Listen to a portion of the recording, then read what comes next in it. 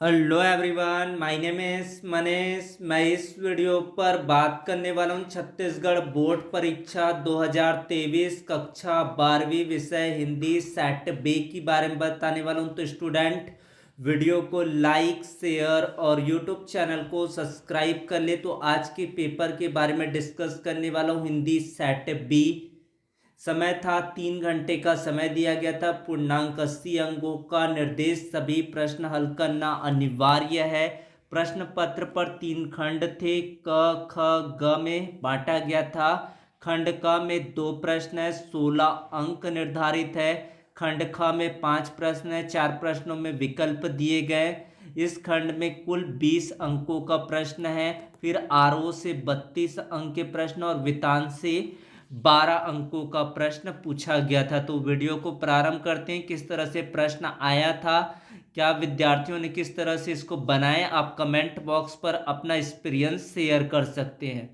प्रश्न क्रमांक पहला था आपका, पठित गद्यांश को ध्यानपूर्वक पढ़कर इस पर आधारित प्रश्नों के उत्तर बताना था। तो ये आपका इम्पोर्टेंट टॉपिक था। अपठित गद्यांश आपका बिना पढ़ा हुआ गद्यांश होता है। उसमें आपको कोई भी टॉपिक दिया जाता है तो आपको उसको पढ़ के आपको आंसर करने होते हैं। तो इसमें से आपको ये पूरा गद्यांश को अच्छे से पढ़ा होगा, उसके बाद इसका उत्तर आपने जरूर लिखा होगा। कोई बच्चों ने इसको छोड़ा नहीं होगा। तो इसमें कौन कौन से प्रश्न दिए गए थे? महापुरुषों को क्यों याद किया जाता है? दूसरा, गांधी जी को भविष्य में सबसे बड़ा क्यों माना जाएगा? तीसरा प्रश्न पूछा गया था, गांधी जी ने मानव जीवन की व्याख्या किस प्रकार की थी? साध्य और साधन के संदर्भ में गांधी जी के विचार क्या थे? सामान्य मनुष्य और महापुरुष में क्या भेद है? और इसका शीर्षक आपको बताना है। शीर्षक होता है जो यहाँ पर आप समझ जाएंगे कि इसमें किसके बारे में कहा गया, वही आपका शीर्षक होता है। नासवान में वान प्रत्यय लगा हुआ है। वान प्रत्यय लगाकर आपको 2 शब्द बताना है। तो मूल्यवान हो गया, धनवान हो गया, इस तरह से आप बता सकते हैं। फिर आपका दूसरा प्रश्न है, अधोलिखित अपठित काव्यांश को ध्यानपूर्वक पढ़कर प्रश्नों के उत्तर लिखना था। मैंने पूछो ओशो रजनीश से, ये पूरी आपको कविताओं को समझना था। ये कविताएं दिया गया है, इसका आपको समझकर जो प्रश्न यहाँ पर नीचे दिए गए उनको उत्तर करना है। ओशो रजनीश से क्या पूछा? तो आपको पहली ही लाइन पर कविता पढ़ने पर मैंने पूछा ओशो रजनीश से, क्या हमारे पूर्वज बंदर थे? तो ये आपको समझकर इनके उत्तर को लिखना था। मानहानि का दावा कौन और क्यों करेगा? ये आपको मार्किंग बताया गया। हाफ मार्क्स के लिए दावा कौन कौन करेगा, 2 पॉइंट लिखने पर आपको 1 अंक मिलेगा। मनुष्य के बारे में बंदर की क्या विचारधारा हो सकती है? ओशो रजनीश के अनुसार प्रश्न कैसा है? फिर आपका खंड ख आया हुआ है। निबंध लिखना है, 5 अंकों का रहेगा।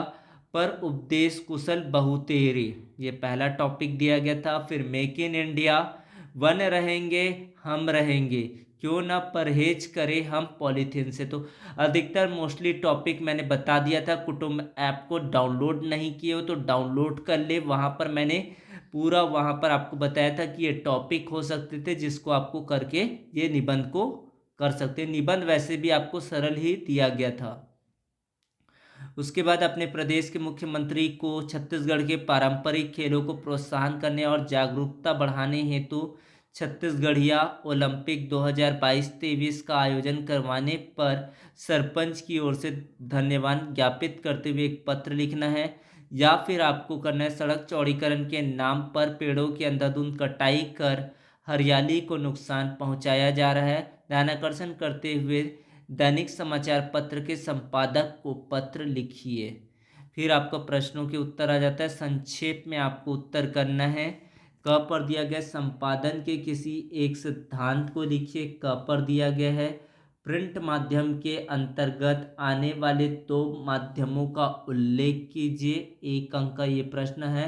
खोज परक पत्रकारिता किसे कहा जाता है? भारत में कौन कौन से समाचार पत्र इंटरनेट उपलब्ध है? कोई 2 आपको लिखना है। कविता कैसे बनती है? नाटक लेखन के कथ्य का क्या महत्व होता है? इस तरह के प्रश्न आपको पूछे गए थे।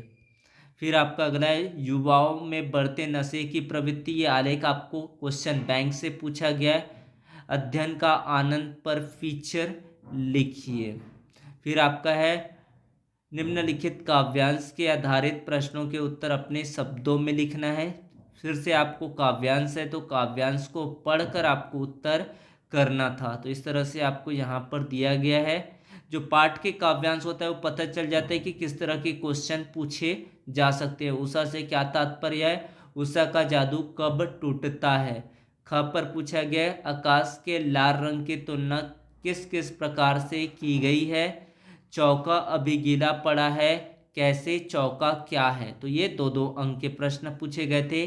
काव्यांश को पढ़कर दिए गए प्रश्नों के उत्तर लिखना है। जाने क्या रिश्ता है, जाने क्या नाता है, इसका आपको सौंदर्य करना है। भाव सौंदर्य और किन किन अलंकारों का प्रयोग हुआ है इनको आपको बताना है।